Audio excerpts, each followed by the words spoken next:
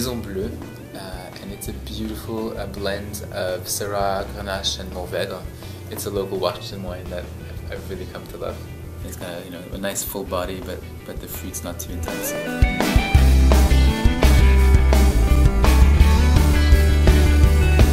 Chris was doing a lot of the writing off on his side during the book, so a lot of the collaboration we did on the material for the the recipes and the techniques was with Nathan, and in that sense, working with Nathan was a continuous source of inspiration.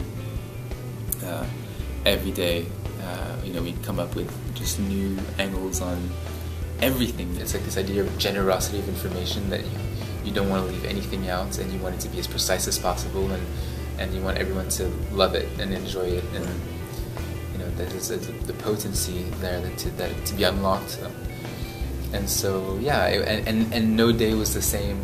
I mean, when I arrived, there was no plan yet. There was an outline, but how do we get from this outline to something created? So I got together with Ryan, who was the quote-unquote photographer at the time. He was only supposed to do photo editing at that time. He wasn't even hired as a photographer. We started messing around. I went into the farmer's market and got ingredients, and we started sort of creating this style of photography that developed into what it is now.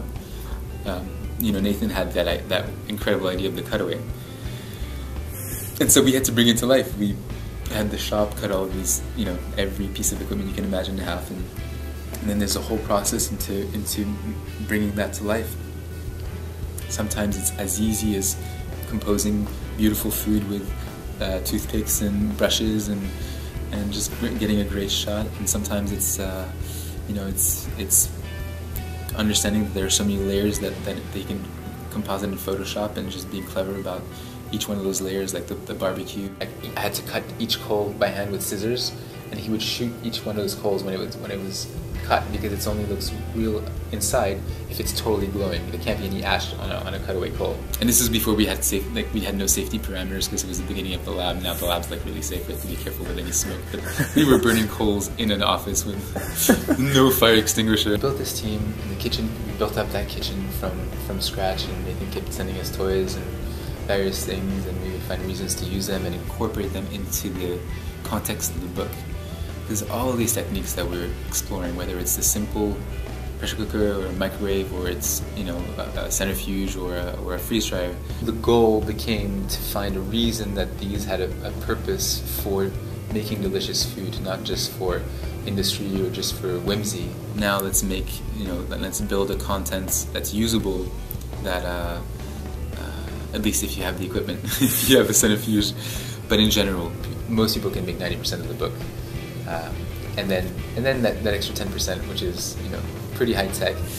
The centrifuge is one of my favorite tools, because it really allows you discovery without hurting the ingredient. You want to apply it to contexts which are very familiar and very much things that we love. Taking it so much farther in refinement and intensity of flavor and purity through some of these techniques. So it's fascinating, but both sides are very fascinating. Empowering people on all levels, but also showing what the future can be in a delicious way.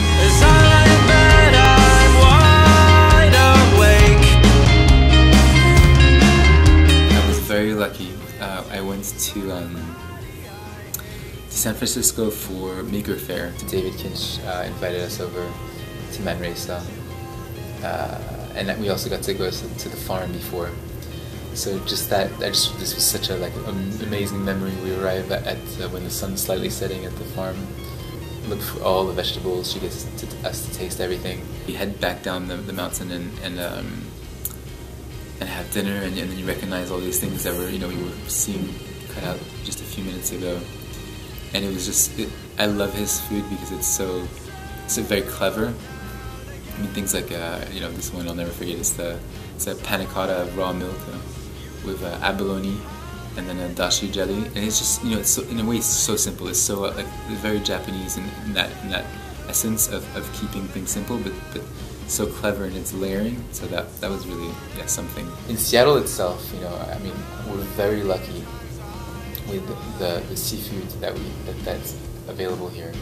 So I eat a lot of in really good sashimi restaurants where you have little kaisekis, and there's one called Chizo Kaputamura, and he's a fisherman, and he brings in sometimes his own fish, and he always gets the best Shugoku oysters, and there's this beautiful homie, like, yeah, he does ankimo, a monkfish liver. He does it so beautifully.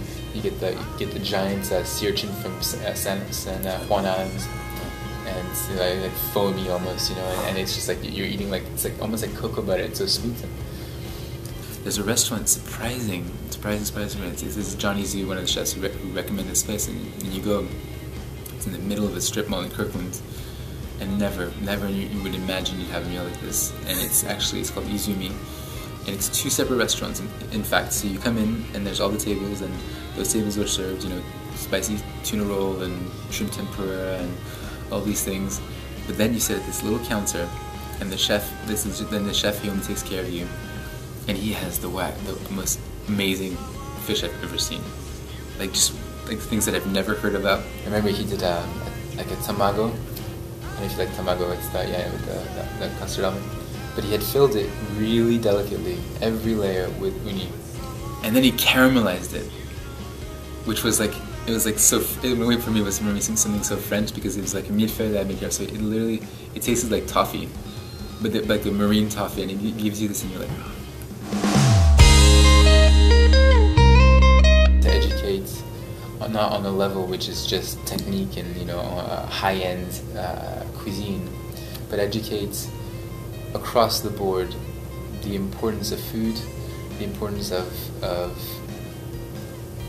flavor. I mean, there's so much, like I always say, like some of the simpler things. It's like when you've diluted your food so much, of course you're gonna eat more.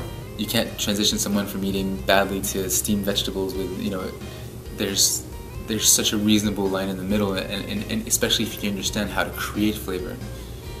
And I want to really teach people how to do that. And that's another thing, working with kids as well, starting to cook with like incorporating this at a much younger age. I work with community kitchens in Seattle.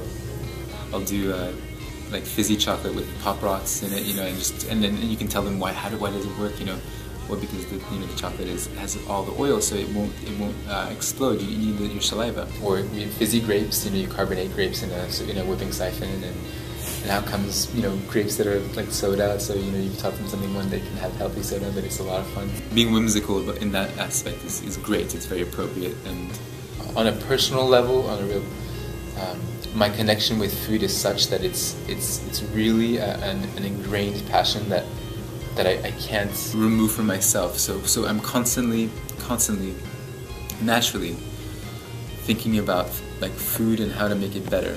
No matter where I go, no matter where I am, I'll scribble, I'll send myself emails, I'll be inspired by everything that's around to create a new dish, to create a new aesthetic, to change a texture, to, you know, especially with the book now, it's so many more layers of how to interpret food. So, oh my God, that photo needs that, you know, that's to communicate that message.